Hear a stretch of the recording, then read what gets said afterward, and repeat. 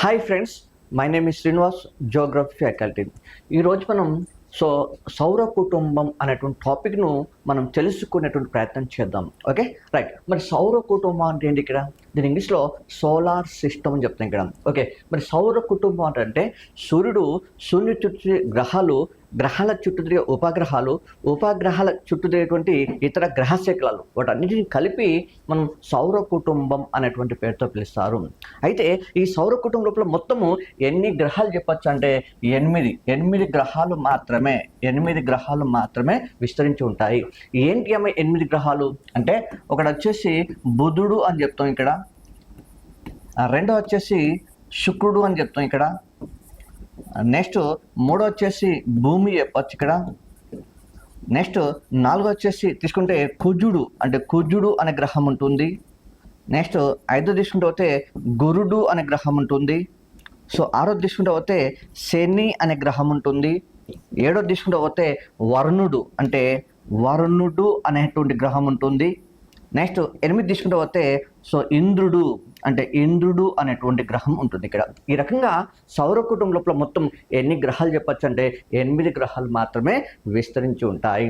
అయితే 8 గ్రహాల లోపల అతిపెద్ద గ్రహం అంటే గురుడు చెప్పచ్చు ఇక్కడ.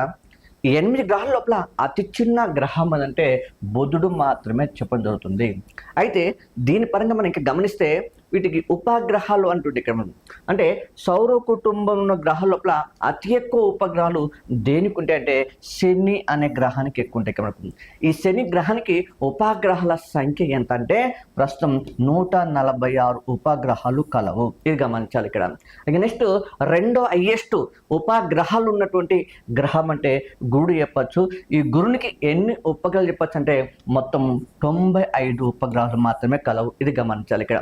నెక్స్ట్ మరి ఈ గ్రహాల లోపల ఉపగ్రహాలు లేని గ్రహాలు ఉన్నాయంటే ఉన్నాయి ఇక్కడ. ఆ రెండింటి అంటే ఒకటి బుధుడు అని చెప్పచ్చు, ఇంకోటి వచ్చేసి శుక్రుడు అని చెప్పచ్చు. ఈ రెండింటికి మాత్రం ఉపగ్రహాలు లేవు. ఉపగ్రహాలు లేనటువంటి గ్రహాలు అంటే బుధుడు, శుక్రుడు మాత్రమే చెప్పడం జరుగుతుంది. సో దానిలో భాగంగానే మనం తీసుకుంటే ఈ భూమికి ఉపగ్రహం ఉందాం అక్కడ. సో భూమికి ఉపగ్రహం అంటే చంద్రుడు చెప్పచ్చు. చంద్రుడు ఎత్తుందో భూమి యొక్క ఉపగ్రహం చెప్పచ్చు అమ్మ ఇక్కడ. ఇది గమనించాలి ఇక్కడ. సో ఈ రకంగా మొత్తం ఉపగ్రహాల సంఖ్య ఎంత చెప్పంటే 8 మాత్రమే చెప్పడం జరుగుతుంది ఇక్కడ. సో డయాగ్నల్ రూపంలో చెప్పచ్చు అమ్మా. ఇది బుధుడు చెప్తాము, ఇది శుక్రుడు చెప్తాము, ఇది భూమి చెప్తాము, నెక్స్ట్ ఇది కుజుడు చెప్తాము, ఇది గురుడు చెప్తాము, నెక్స్ట్ ఇది శని చెప్తాము, ఇది వరుణుడు అని చెప్తాము, ఇది ఎత్తుందో ఇంద్రుడు అని చెప్పచ్చు. సో ఈ రకంగా మొత్తము గ్రహాల సంఖ్య 8. Okay, thank you.